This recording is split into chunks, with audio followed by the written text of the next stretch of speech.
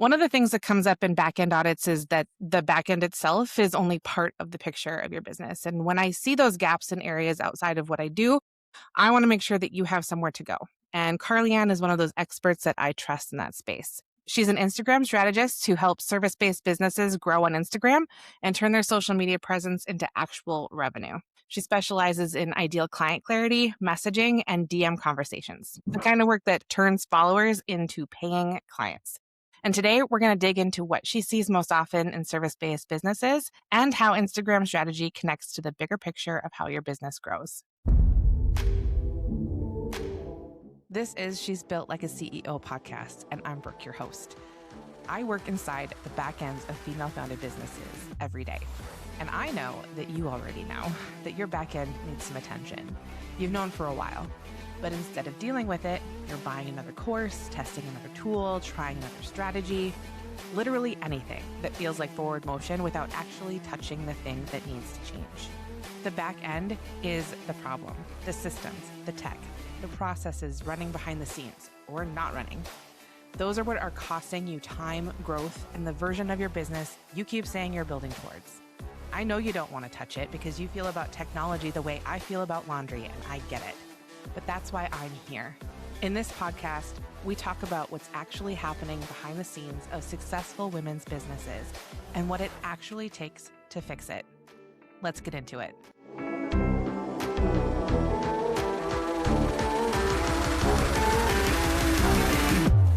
So we're going to dive right into it. I've got some questions for you. I'm sure our listeners will have some great questions for you as well. But the first one I have is, when you're working with a new client, what does ideal client clarity actually look like in practice? And what do most people get wrong about it? And why do they come to you for that? Love this question, because a lot of business owners feel like they've done that work. They're like, I've done the worksheets, I've done the ideal client avatar, I've been through that. They've either downloaded freebies or maybe even been through a course or something to help them get clear on who their person is that they're trying to reach, who their ideal client is.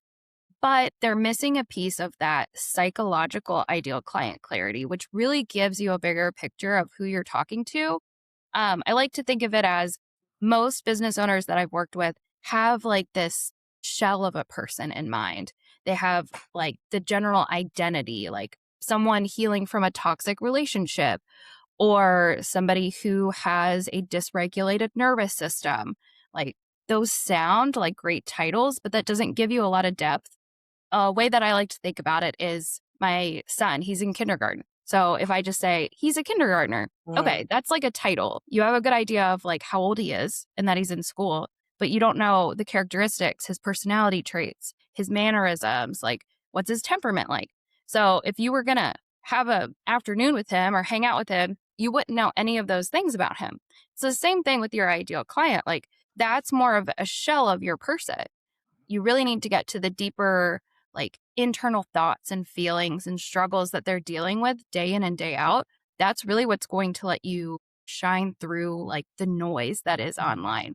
Because if you're just saying someone healing from a toxic relationship, there's so many other people who are saying the exact same thing. But if you get to that deeper level of what they're thinking and feeling, it'll stop them in their tracks, because they will say, oh my gosh, wow, she really does get me. She really understands what I am dealing with, and she probably can help me. That's what we're trying to get at together. Yeah, I love that. I think the one thing that I hear a lot is, my target audience is busy moms. Like, okay, that's great. But there's a plethora of mothers out there who think differently about different things, who raise their children differently, who feel differently about motherhood, who, and all of those things matter. Because if you're just talking to busy mothers, you are never going to be able to talk to that one person you really want to talk to, right? So I hear that one a lot. And I love that way that you describe that. Like, meeting a kindergartner. Yeah, they're a kindergartner, but man, there's so much to know about this kindergartner. And I think putting that in the perspective of like a kid kind of flipped a switch for me too, because when I'm thinking about an adult, like I think about myself, like there's a lot of complexity to an adult, right?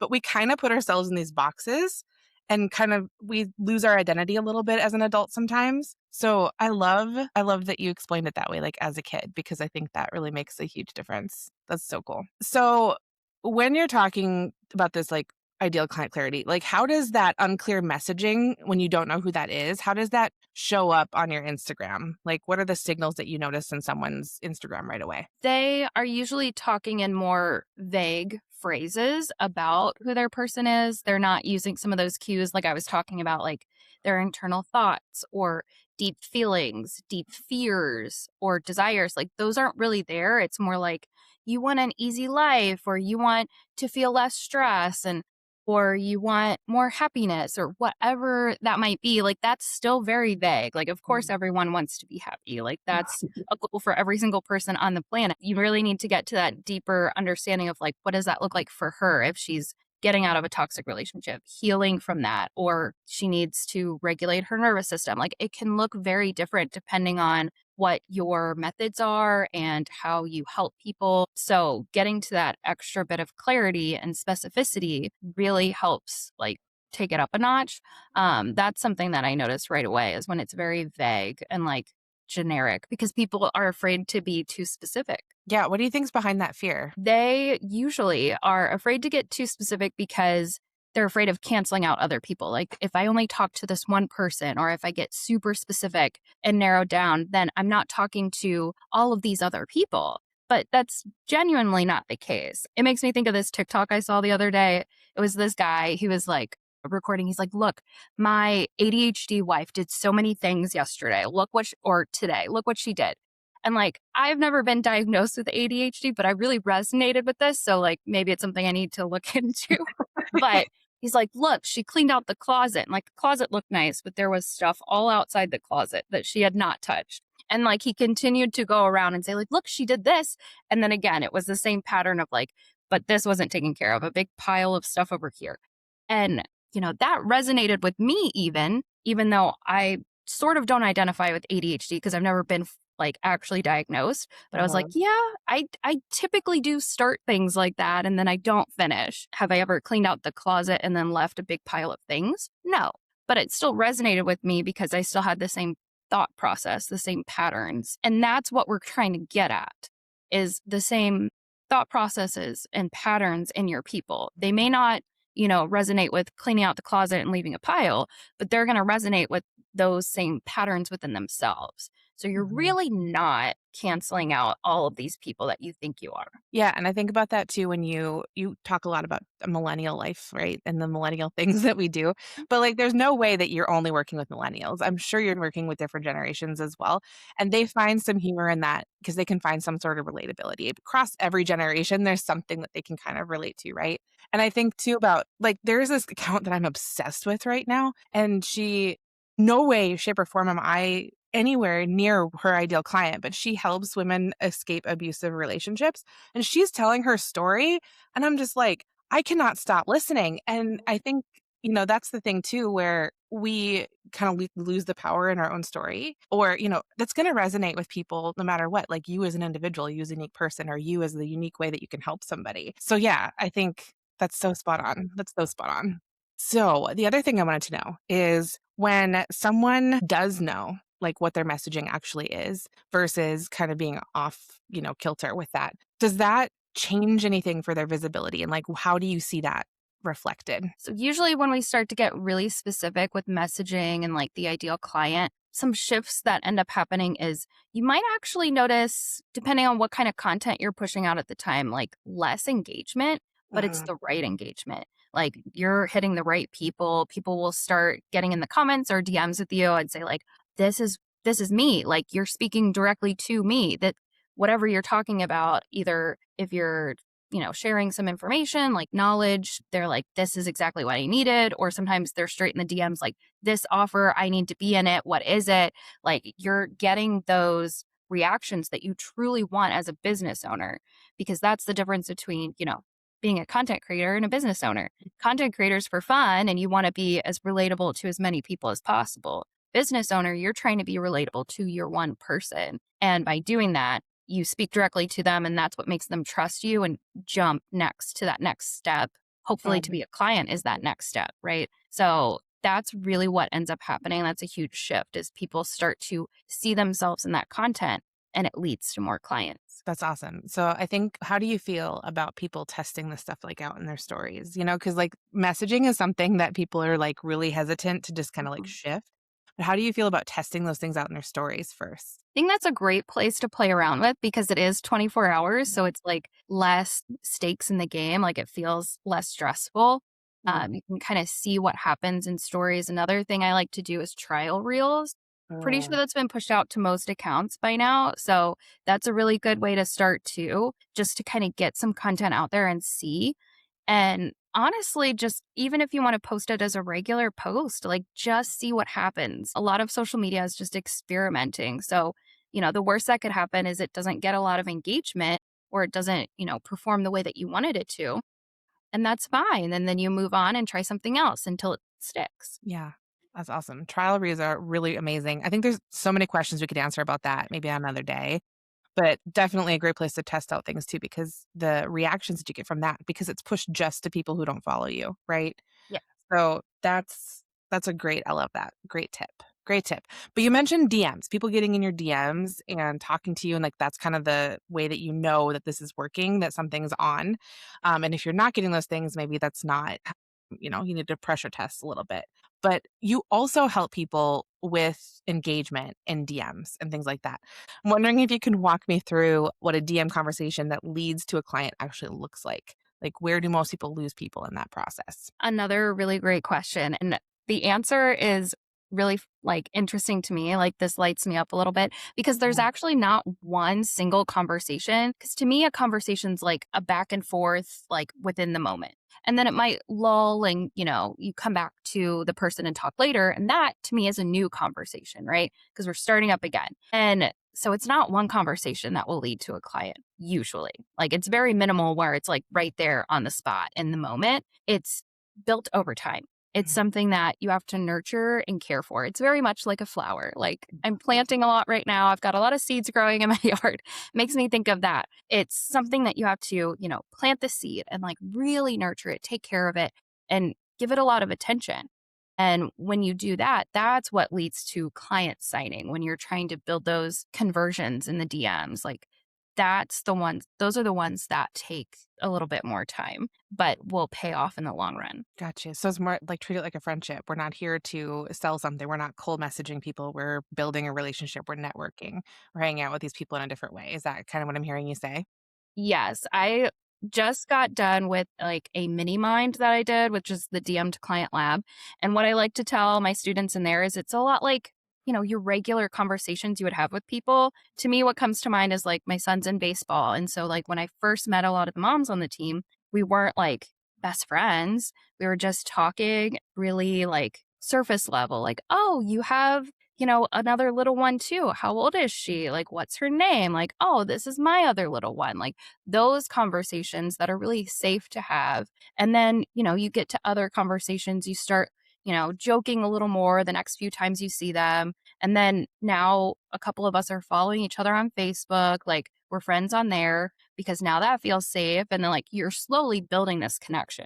It's not like I'm going to go to the bar with them like the next week. Like it's not a tight connection like that Yeah. yet, but Right. it can be built over time to become something like that. Same thing with business. Just because it's a business doesn't mean we're not taking those steps to form a real relationship with people. Yeah, I think that's something that people miss a lot is when we're sending a message, doesn't need to be with the express intent that you're going to work with this person and that you're like targeting them as a person to work with. I mean, maybe you are, but at the same time, it's more of a we're going to see where this goes anyway. And maybe this person's really cool. Cause I mean, when you engage with content or you send someone a message on a content, it's got to be from a place of like, this resonated with me, or I think this is funny, or this made me feel a certain way. You don't just like comment or send somebody a message on something that doesn't resonate at all. So I think that's a part people miss sometimes Yeah. is really focusing on like that relationship of that. Is on that line, on that vein of things, like, is there anything specific that you do see people do in the DMs that's like, it's gonna kill that conversation before it even starts? Oh, yes. Yes, yes. One thing is recently ManyChat, which is the automated service where it can connect to your DMs and things like that. A lot of people have, used it or been on the other side of it Oh, where you'll comment a keyword and then you'll get a DM instantly. Like, here's the thing you asked for. That's a great way to use ManyChat. But one way that I've seen ManyChat like kill conversations and possible connections is when people are starting to use ManyChat to send a welcome message to new followers.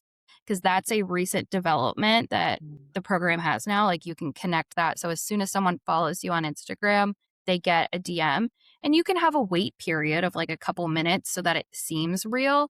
But still, the way that it's formatted and the fact that, it's a copy paste, like everybody's getting the same one, it Mhm. still is coming across disingenuous to people and it's killing conversations before they can get started. Another thing that I see people do a lot is they get in this energy of like frantic energy or Mm. scarcity. There's something bubbling up from beneath that they really need to work on, or at least like maybe chill out their nervous system. Like something needs to be addressed because they Mhm. get this feeling of like, oh, someone's talking to me. I need to tell them every single thing about my business right now.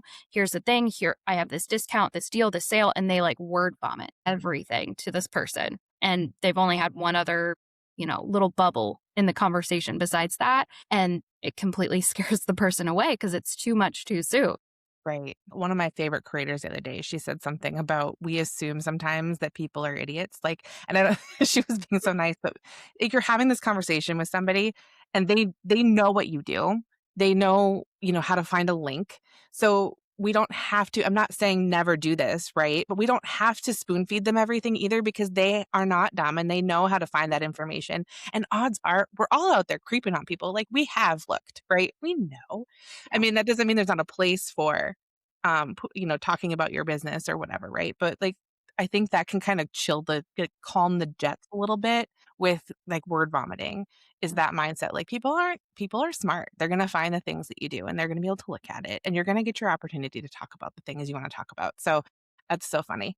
Okay, so another thing that I think people are going to be thinking in their heads is, this is great. Let's have some conversations. Let's talk to people because that's a way to, grow your business on Instagram. They're going to say, how am I finding these people? Where are they? I mean, you can go out there and you're scrolling and you're seeing kind of the same thing. The algorithm kind of shows you the same thing over and over. So like, where are you looking and how are you finding these people? Yeah. So this is another thing that we just talked about in the mini mind. And it was a really great week to discuss sourcing. So this is what we call it in the lead gen world is sourcing. And when we're sourcing people, really getting back again to that ideal client clarity is super important. That's one thing that I told my students in the mini mind was like, if you don't have clarity on who you're speaking to, sourcing is going to be difficult if you aren't clear enough. Like if you just have this vague idea of who it is you want to work with. A few strategies that I like to use for sourcing is one, we are looking at where is your ideal client hanging out at online? So, where are they most likely trying to solve their problem already? Like Mhm. maybe it's not the right path because they're going to end up still in the same cycle, the same problem, but they're still going to try it anyway. So, for maybe a virtual assistant, if they're wanting to source, a great place might be, different automated programs because this business owner, their ideal client, is probably going to try to automate as many things as possible starting out because it's going to, in their mind, take a lot off their plate. But it could, in the end, create more chaos and more work where Mhm. a virtual assistant could step in and really help clean all of that up and give it a more like human touch. So she Right. might look at some of these places where creators are talking about different automated programs like maybe ManyChat or things like that that can help with the back end. And she's going to see what people are saying in the comments, what they're commenting about. Are they saying that they tried it? Are they commenting for a freebie about this program to learn more about it? Those might be her people. That's when you take a look at their account, kind of vet them, feel them out. And that might be a good person to go ahead and jump into a conversation with and try to connect with. Um, Another way that I like to look at that is you look at other people who are following your ideal client already. If you have somebody who you're a client with and you follow them, if you think they're the perfect client, you absolutely love them, they're a soulmate client, who's following them? Who's interacting with their content? Because sometimes people in the same industry kind of stick together. And so that's a great way to look for people as well, like who's in their hub. Those are two great ways that you can source people. I like how you tie that back to the clarity comes first. When we're looking at our business, there's so many times that we're just like, this is the problem. This is the problem. And I know it's the problem. but we're not really looking what's underneath that first and making sure that all of the other pieces are like put together. And that also ties in with you need to find people who are looking for the wrong pieces sometimes. Even though you have this thing that you're helping people with, they don't know they're looking for that a lot of times. They're usually looking for something completely different. They're taking another course on another thing that they don't need. And that's where you need to start looking for those people and help them find the actual thing. And that's another thing we miss in messaging sometimes too. Mhm. I love that. That's very, very smart. So with Instagram, since you are so great at it, can you be can you be the person that helps us with the algorithm because that keeps changing, and we know that's nothing we there's nothing we can do to stop the changes. But what stays consistent? Like what can we focus on no matter what, regardless of what happens with the algorithm? Where can we focus? So, yeah, the algorithm does keep changing. We've noticed some shifts between like our view count and like where our content gets seen and when it gets seen, things like that over time. But really, you have to take a wider lens, look at everything. The algorithm is a machine, right? It's a robot, but it's run by people's decisions and their actions. So, everybody who's on the opposite end of the screen, the other screen watching your content, that is who is running the algorithm. The algorithm is based off whatever they decide, whatever they're clicking on, whatever they're liking, looking into, searching. So that's again, ideal client clarity, the psychological, getting into their brain, understanding what kind of decisions they are going to make, what kind of actions they are going to take, what is going to resonate with them. And so that relatability and the deep resonance of what they're dealing with, what they feel, what is, you know, something that they would see as exciting or something sympathetic to them, something that's funny. All of those kind of things is going to resonate really well with them and is going to help get your content pushed out to the right people. And that's a great way to quote unquote hack the algorithm is think about your person at that deeper level and what are they going to really, really like to see. So ignore the algorithm and focus on your person. Exactly. Exactly. I love that. That's great advice. But you had mentioned to me earlier that you're working on a WTF is wrong with my IG quiz. And I'm so excited about this. Can you tell us a little bit about it and like what are some of the common things that you're finding people are discovering within that self-audit quiz that they're taking? Yeah. So I'm in the final phases of getting that set up and I'm really excited about it. The quiz came out of probably a shower thought, but it was a Those are thought the that I best had ones. of like, there's so many people who have come to me for help with different things. They've actually become clients or we've just been chatting in the DMs and they really just don't understand the focal point of what they need to be focusing on for Instagram. Sometimes people get into contracts with me for done for you content or other done for you contracts. And as I'm working with them, I'm like, man, I really wish we were working on, ideal client clarity instead. Or, oh, we're doing, content, but man, I wish we were doing lead gen together instead. And it had nothing to do with, my vetting process. It was just there are gaps within their business that weren't found until we were, in the trenches together.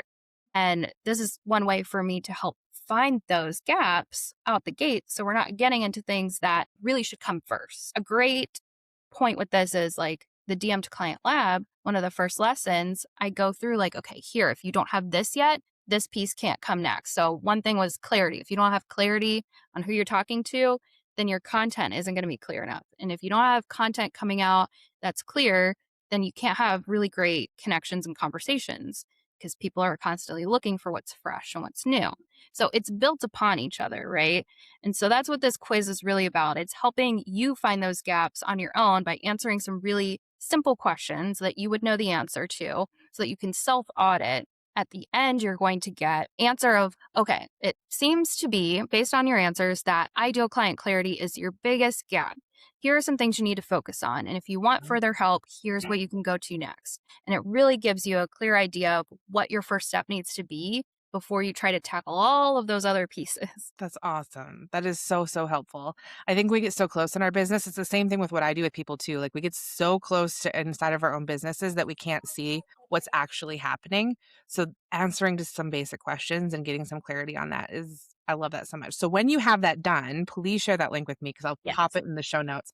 So It might be down there if you're listening to this in a Yes. future date. Definitely do that. When you find yourself in a contract with someone like that, I'm gonna ask you that. So when someone's doing a done for you contract, do you ever say to them, "Hey, this is great, but like, can we?" Do you ever bring that up? Yes, there have been times that I have either brought it up and said like, "Hey, would you want me to take a look at this stuff for you? Like, can we talk about your ideal client a little bit further and like really get to the bottom of that? Maybe do a brainstorming session, or would you mind if we swapped this out for this within our contract just for a little bit?" Mm. Because I know that all of those things are built on top of each other as a foundation. And if one piece is missing, it could kind of topple. It definitely did happen as like a gap once with a client. I was doing content for her and she was getting millions of views and thousands of comments, those like trigger link comments for Mhm. ManyChat to take to this link for her workshop. And so it was exactly what we were pushing for, her exact goal. It's like, yes, this is going amazingly. I check in with her. Hey, how many signups do we have? Not very many. I'm like, oh no. And that's when my brain started going, okay, where's the gap? Checked out the workshop landing page and I was like, oh, and that's when I went to her. I was like, I would really love to get in here on this landing page. Can we tackle this? Can I like redo some of the messaging to match what we're doing in your content? Because that is what's really going to convert you. And so, yeah, there have been a few times that I really have taken the extra mile to step out and address that because otherwise, the work I'm doing, the work we're doing together isn't going to amount to much. Yeah, and that's a huge thing. And I think having that conversation with people before to like having those like a quiz or not a quiz or a quiz or some sort of form where they fill out first, because that's something that I do in my business too, because you can get so much clarity from someone by asking them just a few targeted questions and knowing whether or not they're going to be a good fit for what it is that they're asking for. Because a lot of times we it's not that the thing that you're looking for isn't the problem that you have, is that there's so many things that have to come before it, before that thing can actually solve a problem for you. So I love that you do that too. Mhm. But let's get back to Instagram just a little bit. I'm wondering if there is a growth tactic that's having a real moment right now that maybe a little tidbit you can share with us that maybe more people should be using right now. So, growth tactic is definitely think about a way to be more human on Instagram and just show a little bit more of your realness instead of being completely business related. For many years, we were told, oh, only talk about business on your business account. Don't do anything outside of that. And really, the tables are starting to turn back the other way of like making social media fun again and Instagram like a place to connect with people on a personal level, even if you are running a business. Yeah. I I have a second account that I work out of, and sometimes I'll collab on my own accounts with it. And the views and engagement has really taken off. And it's all content that has nothing to do with business on either accounts, but it's the fun millennial content that you were talking about. Like it's the relatable content. It's way above the buyer's journey like funnel that we're always talking about in the marketing funnel because it's that content that brings in people and connects people. They feel that relatability and it's fun. And that's really what we need to bring back is the fun in the content. Yeah, I miss the Instagram where we took the blurry picture. It looked like a Polaroid. And that was enough, and that was great, and I love that. So I do love how some of that stuff's coming back, maybe not the blurry Polaroid pictures. However, in some ways, you can probably share those kinds of things again. But I love that we're kinda going back to basics on that and engaging with the human being as well. The one thing that I do hear people say when I bring that up with them or when I hear them talk about this is, yes, that's important, but you're not gonna bring in qualified leads that way. So, like, how do you talk to people who are kinda resistant to doing that when they say that? So, yeah, really strong point. People that are saying that you are not going to bring in every single qualified lead for things like that. I mean, one of the videos that's really taken off for me is like, it's called the Millennial Challenge. And I like did a little voiceover with it. And it was a longer video and you had to stick around. It was like, all right, hold 5 fingers up. And then it was like, put 5 fingers down if you lost the game. And everybody's like, oh man, that sucks. Like they're so mad about it. That really brought in a lot of millennial people. I usually work with millennial moms, and so not all of them are moms, but most of them are millennials. Not all of them are wanting to start a business or work on their social media, but I'm at least in the right demographic in that sense. And again, it goes back to like the marketing funnel. It's a funnel for a purpose. There's a reason for that. It's the top part is going to be many people, lots of people. So all millennials that are liking my video and following me. Then it gets down a little bit further. They might see more content about being a mom or struggling and wanting to, start up your own social media management business, or do you own a business and you're struggling with your social media? They might see that kind of content. And now, that funnels out all of the dudes, all of the men. And then now it gets a little bit further. Okay, how serious are you about this? And that's where that content comes in. And you just have to cycle through these different pieces of content to start talking to that right person.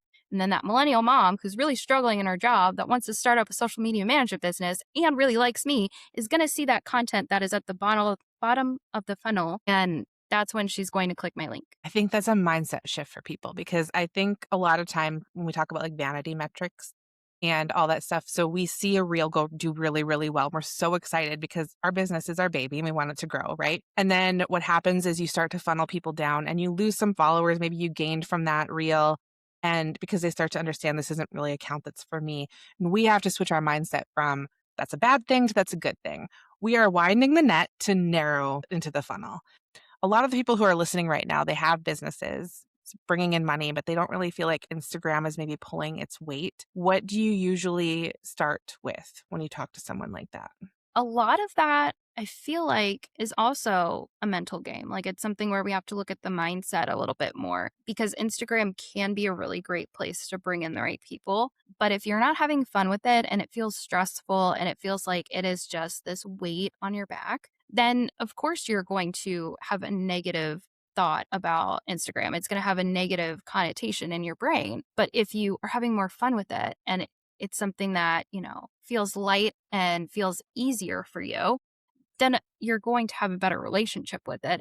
And because of that better relationship, it is going to feel like more clients are coming in from it and you're getting more of that validation from people coming in and the right people coming in. And so again, it comes back to ideal client clarity because when you have that, what is possible is you are able to make content on the fly. You're able to come up with these ideas, while you're taking a walk, while you're doing the dishes, and then just put it in your notes app real fast. And it comes together really clearly and really easily because you have this really deep understanding of who you're talking to. So instead of having to sit down with a Google Doc open and all these things, be like, okay, how do I make this make sense? I have to ask ChatGPT 50 questions about how do I make this piece of content. It just comes to you. It's almost Oh, intuitive because you have that depth. So that's really where I would start is first your mindset. Why do you feel this way? This struggle with Instagram. And then secondly, the ideal client clarity, which helps with that struggle. That struggle is no longer there because everything comes through a lot easier. yeah. I love that. Start with client clarity. Everything else comes on top of it. So we talked a lot about how we need to start at the bottom and work our way up and build our business with a good foundation. And we've talked about how client clarity is like the number one thing for that. And then how are we bringing them from point A to point B? So is that something that you have a product for? For the ideal client clarity, Yeah. yes, I do. That is a program that I like to call the Inner Court. It's called the Inner Court because it branched off of a signature course that I made, which is called Court Your Client. And it's called that because I have like the queen motif going on, but also it's courting. When you court someone, it's a longer process. It's not like a one and done, one night stand kind of vibe. And so that's really what we want to get at with our ideal client, which came out of the Inner Court. And that's 2 months together of one-on-one consulting with us going through the Court Your Client curriculum together. And I absolutely love this program because even if you're going through the course alone, you're not getting to that depth that you really need to get to when you have a second pair of eyes on it where I can come back and audit what you've worked on. And we get through the whole process. You get content framework so that you can take all of this clarity that you have created and actually make content with it. It's not just a bunch of jumbled notes that you now have. You can do a lot with it and produce content that's going to speak to the right person. I love it. Well, Carly, is there anything that you would want to leave people with today? Anything we didn't talk about or anything that you would say is like a final passing note that you want to share? Yeah, one more thing that I have found recently that I think is really fun because we're talking about bringing fun back to Instagram. A lot of people like to repost the fun posts, that little button that kind of looks like the arrows coming in on each other. And you can look at other people's reposts if you go to their Mm. profile. And so if you have a person in mind that really fits who you want to work with, or maybe it's a current like soulmate client that you have, go to their reposts. What are they reposting? It might be industry stuff within their own niche, but it could also be things that they just find funny or relatable. And that might give you some really great ideas on how you can make some more fun content too. That's awesome. Even if it is niched into a certain content, you can always spin that into your own thing. That's gold right there, friends. I love that. Awesome. Well, Carly, I want to thank you for being here today and taking the time to talk to us and tell us all about the things with Instagram and strategy and social media management and all that stuff. So I want to tell everybody that all of the information you need to get in contact with Carly is going to be in the show notes. Where's your favorite place for people to find you? I probably can guess, but It's Instagram. yeah, okay, and we Really, have 2 Instagram accounts. One is more for if you are needing help with your social media and your business, and the other one is more for if if you're you wanting are to start a social start media your business. business. I love that. I love it. Awesome. So all that's in the show notes, and thank you again for being with us today. Thank you so much.